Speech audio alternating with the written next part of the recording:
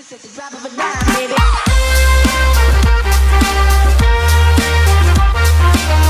pretty much when you open up the program after you download it and everything, it takes you to here. This is all like, I don't know, just stuff. So to actually start, you click on new, then it'll take you to here. This is what you're gonna be like editing in and like doing other stuff in. I record in 1080p 60 FPS, so I'll obviously be editing in 1080p 60 FPS.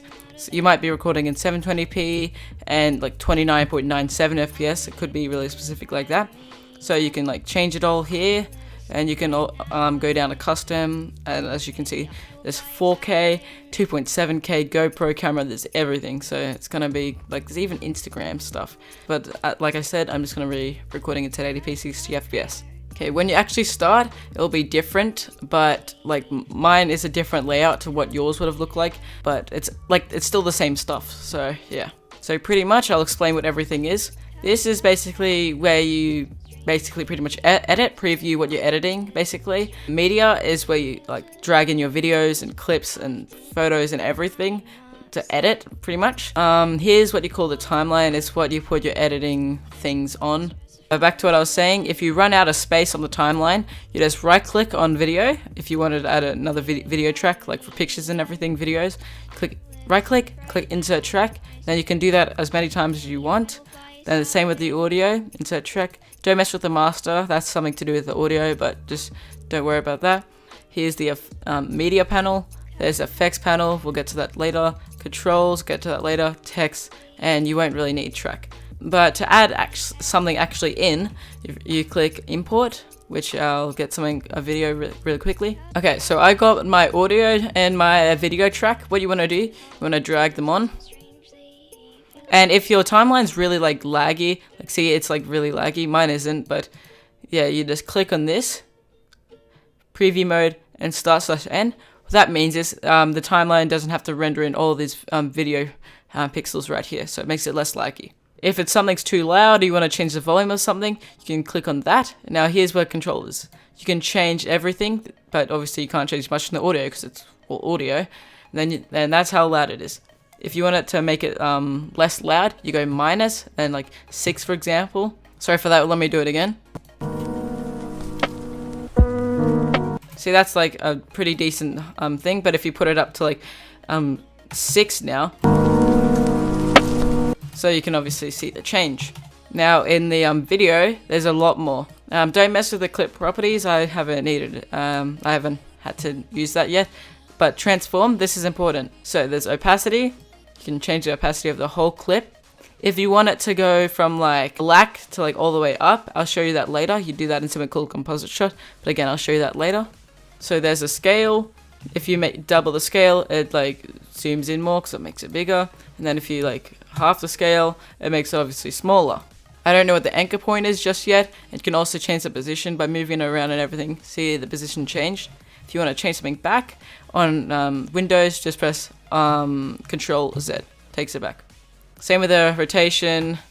Doing that won't change because that's like a full rotation, but then you can just do like a little bit of it. There you go, and it changes. If that makes sense. Something that's the most important thing probably is the slice tool. That's pretty much like cutting things out and everything. You go to where you want to cut something. Say if it's here. You click with this tool over here. That's the tool you're just on. You click on this tool.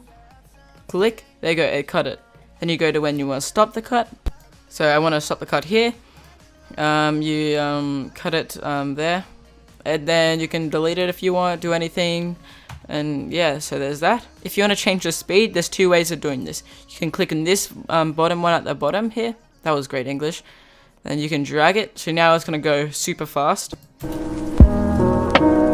If anything, if you do something like that and it's laggy, it won't turn out like that when you finish rendering it. It's just because it's just like Hitfilm can't really render it on the spot, if that makes sense. But also, what you can do is you can just right click, speed/duration, then you can change it there. So I can make it go like half the speed.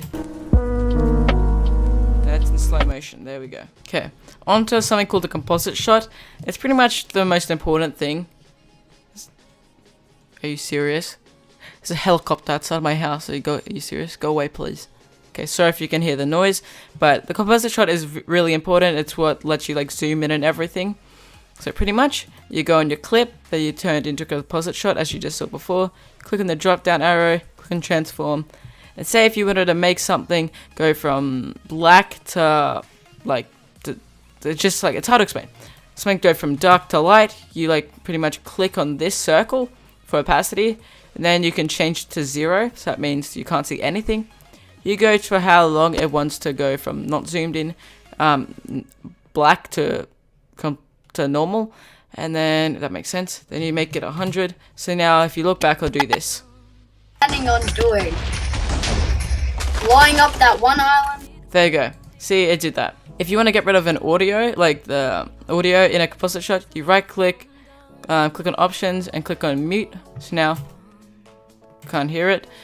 There's that. This is also the same with scale. You can click on scale, which lets you like zoom in and everything.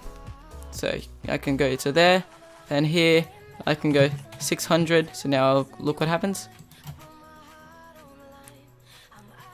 See, it just zoomed in.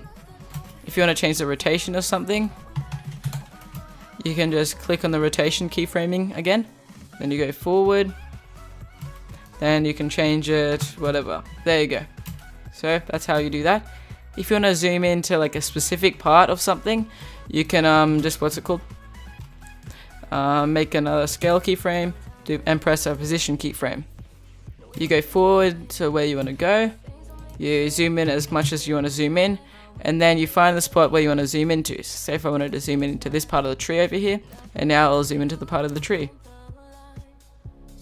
So there's that. Now onto effects. There's quite a lot of effects actually.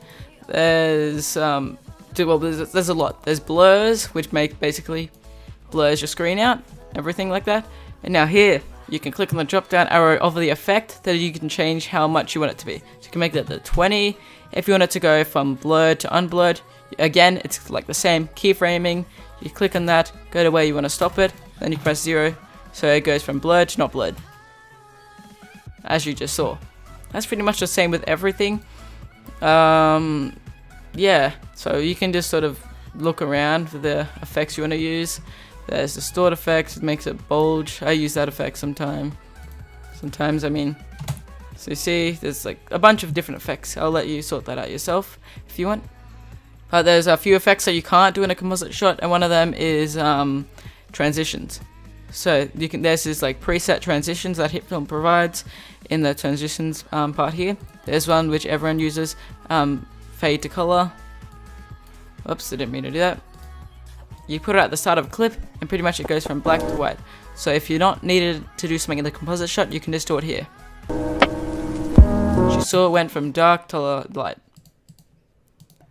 And then it's also the same with audio. As you can see, you can put from it to go low to high, as you just heard.